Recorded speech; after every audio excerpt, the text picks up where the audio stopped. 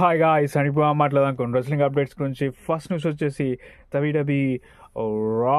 So రాలో మనకి survivor series 2 matches అయితే add అవ్వడం జరిగింది. Inter continental championship in triple threat. So Ludwig versus bran breaker match అవుతుంది. Sheamus వచ్చి డిస్ట్రాక్ట్ చేస్తాడు. సేమ్ లాస్ట్ వీక్ లాగానే షేమస్ బ్రాన్ బ్రేకర్ మ్యాచ్లో లుడ్విక్ వచ్చి డిస్ట్రాక్ట్ చేసినట్టు. సో ఆడమ్ పియర్స్ ఏం చేయలేక సర్వైవర్ సిరీస్కి అయితే ట్రిపుల్ థ్రెట్ సెట్ చేయడం జరుగుతుంది. సో మరి షేమస్ తన first time ever intercontinental championship గెలిచి గ్రాండ్ స్లామ్ ఛాంపియన్ అవుతారా డబ్ల్యూడబ్ల్యూలో, లేకపోతే లుడ్విక్ కైజర్ న్యూ ఛాంపియన్గా మారుతాడా, బ్రాన్ బ్రేకర్ రిటైన్ చేసుకుంటాడా అనేది మనకి December 1st సర్వైవర్ సిరీస్లో అయితే తెలియబోతుంది. అండ్ అంతేకాకుండా LA Knight versus Shinsuke Nakamura for the United States championship. So newly improved Shinsuke Nakamura ఒక కొత్త క్యారెక్టర్లోనైతే కనిపిస్తాడు. సో మరి LA నైట్ని ఓడిస్తాడా, లేకపోతే LA సక్సెస్ఫుల్గా డిఫెండ్ చేసుకుంటాడా అనేది మనకి సర్వైవర్ సిరీస్లో తెలుస్తుంది. అండ్ అంతేకాకుండా సాటర్డే నైట్స్ మెయిన్ ఈవెంట్ కూడా సెట్ అయిపోయింది. అది ఏంటిదంటే Cody Rhodes versus Kevin Owens for the undisputed WWE championship. So ఇది సర్వైవర్ సిరీస్లో పెట్టలేదు, ఎందుకంటే సాటర్డే నైట్స్ లైవ్ ఈవెంట్ చాలా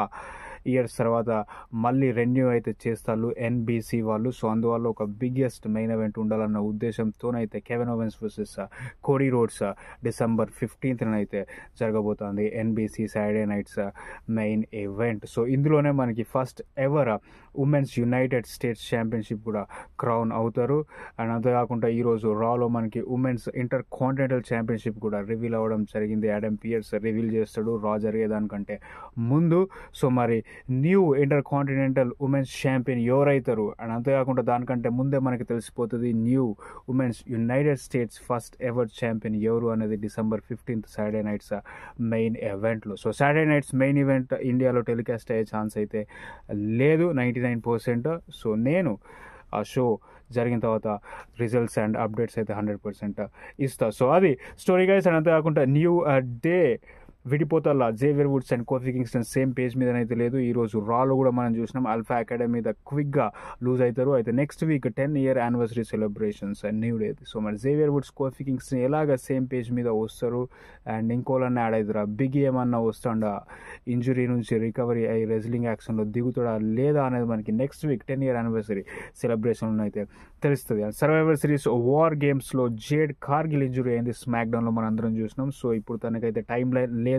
సో స్టోరీ లైన్ వైజ్ ఎవరో అటాక్ చేసిళ్ళు, సస్పిషియస్ పర్సన్ అన్నట్టుగా మనకు చూపెట్టిళ్ళు. బట్ జేడ్ కార్గిల్కి ఆల్రెడీ ఒక నెక్ ఇంజురీ అయితే అయిందంట. సో దాని కారణంగానే టీవీ నుంచి రైట్ ఆఫ్ చేయడం జరిగింది. సో నెక్ ఇంజురీ అంటే చాలా మంత్స్ టైం పట్టే ఛాన్స్ ఉంది. సో ఇప్పుడున్న అప్డేట్ అయితే 3 months 100% జేడ్ కార్గిల్ రాదు. 3 months కంటే ఇంకా ఎక్కువ టైం పట్టినా ఆశ్చర్యపోవాల్సిన అవసరం లేదన్నట్టుగా రూమర్స్ అయితే వస్తున్నాయి. సో ఇంకొక రూమర్ కూడా ఉంది, ఉమెన్స్ ట్యాగ్ టైటిల్స్ రిలింక్విష్ చేస్తారు అని. సో 3 months కంటే ఎక్కువ టైం పీరియడ్ పడితే 100% ఉమెన్స్ ట్యాగ్ టైటిల్స్ రిలింక్విష్ చేసే ఛాన్స్ అయితే ఉంది. సో మరి దానికి కూడా ఏమైనా టోర్నమెంట్ పెడతారా, లేకపోతే న్యూ ట్యాగ్ టీమ్ ఛాంపియన్స్ ఎవరైతే ఒకవేళ నిజంగానే రిలింక్విష్ చేస్తే అనేది చూడాలి. సో ఇప్పటిదాకానైతే ఆ రిలింక్విష్ అప్డేట్ ఇంకా రాలేదు.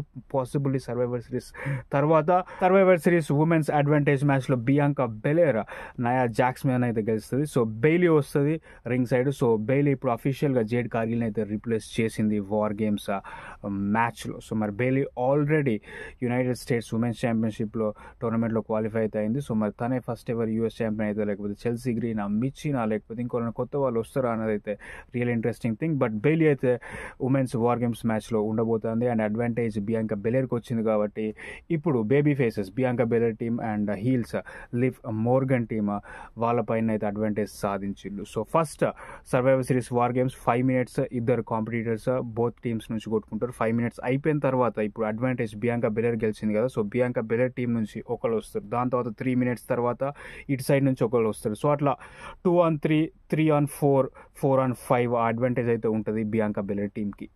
అండ్ అంతే కాకుండా AEW star Adam Copeland rated R superstar Edge మనందరూ తెలిసిందే. సో తను ఇంజరీ కారణంగా అవుట్ ఆఫ్ యాక్షన్ ఉండే. సో ఇప్పుడు క్లియర్ టు కంపీట్ అంట, బట్ స్టిల్ జనవరి దాకా వచ్చే ఛాన్స్ అయితే లేదు. దానికి కారణం ఏంటంటే ఎడ్జ్ ఒక హాలీవుడ్ సిరీస్ అయితే షూట్ చేస్తాడు, డిజ్నీస్ పర్సీ జాక్సన్. సో ఈ పర్సీ జాక్సన్ అయిపోయేసరికి జనవరి దాకానైతే టైం పడుతుంది. సో జనవరిలో మళ్ళీ Adam Copeland AK edge AEW television మీదకి అయితే వచ్చే ఛాన్స్ అయితే ఉంది. సో AEW గురించి మాట్లాడితే AEW గ్రాండ్ స్లామ్ ఆస్ట్రేలియాలో జరుగుతుంది, ఫిబ్రవరిలో అయితే అనౌన్స్ చేసి చేసిళ్ళు సన్ కార్ప్ స్టేడియంలో. సో ఆ వెన్యూని కాస్త ఇప్పుడు షిఫ్ట్ చేస్తారంట. సో వెన్యూ చేంజ్ డీటెయిల్స్ కూడా మనకి తొందరలోనే బయటకు వచ్చే ఛాన్స్ అయితే ఉన్నాయి. సో మరి దీనికి గల రీజన్స్ కొందరు టికెట్ సేల్స్ అయితే అనుకుంటారు, ఎందుకంటే సన్ కార్ప్ స్టేడియం చాలా పెద్ద స్టేడియం, 50,000-60,000 పీపుల్ పట్టే స్టేడియం. సో అన్ని టికెట్స్ అయితే అమ్ముడు అవ్వట్లేదు. సో అందువల్లనే ఒక స్మాలర్ ఏరియాకి షిఫ్ట్ చేసే ఛాన్స్ ఉన్నట్టుగా అయితే రూమర్స్ వస్తున్నాయి. సో మరి ఇదే రీజనా లేకపోతే ఇంకేమైనా రీజనా అనేది మనకి ఏడబ్ల్యూ అఫీషియల్గా ట్వీట్ చేస్తే కానీ తెలియదు. బట్ అఫీషియల్ అనౌన్స్మెంట్ అయితే త్వరలోనే వచ్చే ఛాన్స్ అయితే ఉంది ఏడబ్ల్యూ గ్రాండ్ స్లామ్ ఫిబ్రవరిలో.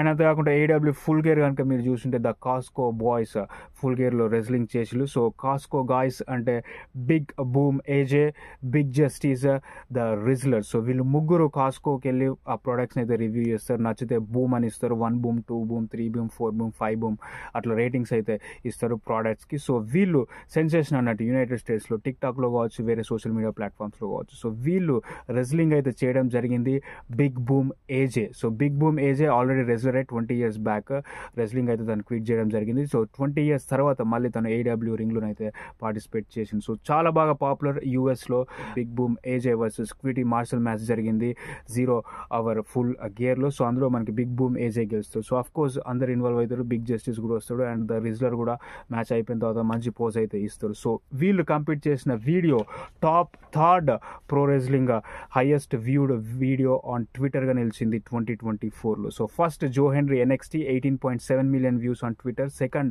Undertaker at WrestleMania with 11.3 million views on Twitter. Third, Costco Guys. So 10.8 million views అయితే థర్డ్ ప్లేస్లో నిలిచింది. సో చాలా మంది అన్నారు ఈ కాస్కో గాయ్స్ని తెచ్చిళ్ళు ఏడబ్ల్యూ వేర్ ద బెస్ట్ రెజ్ల్ అది ఇది అని అంటూ ఉంటారు. మరి వీళ్ళు ఎందుకు వస్తారు, వీళ్ళు ఎందుకు రెజ్లింగ్ చేస్తారు అని. సో ఇదే కారణం, వాళ్ళకి పాపులారిటీ ఉంది, ఆ క్రేజ్ ఉంది కాబట్టి దాన్ని చాలా చక్కగా ఉపయోగించుకున్నారు. అండ్ అంతేకాకుండా ఏడబ్ల్యూ కూడా ఫుల్ సూపర్ బెనిఫిట్ అయిపోయిందని చెప్పుకోవచ్చు. 10.8 million వ్యూస్ అంటే మామూలు విషయం అయితే కాదు. సో ఏడబ్ల్యూ తెలియని వాళ్ళకు కూడా కాస్కో గాయ్స్ అక్కడికి వెళ్ళడం ద్వారా వాళ్ళకి ఏడబ్ల్యూ ఏంటిది, ఇది ఒక రెజ్లింగ్ ప్రమోషన్ అయితే తెలియడం జరిగింది. సో అంత ఇంపార్టెన్స్ ఉంటుంది పాపులర్ ఇన్ఫ్లుయెన్షియల్ ఫిగర్స్ని రెజ్లింగ్ బిజినెస్ కానీ కంపెనీ కానీ తీసుకొస్తే. అండ్ అంతేకాకుండా the Hardy Boys Jeff Hardy and Matt Hardy currently free agents అన్నట్టు తెలుస్తుంది. సో ఇప్పుడు వాళ్ళు TNAతో ఉన్నారు, మరి వాళ్ళ కాంట్రాక్ట్స్ అయిపోయినాయి. TNAతోనే రీసైన్ చేస్తారా లేకపోతే AEW కానీ WWE కానీ రిటర్న్ చేస్తారా? మ్యాట్ హార్డీ చెప్పిండు వాళ్ళకి WWEలో రిటర్న్ చేసి WWEలోనే రిటైర్ అవ్వాలి అని ఉంది అని.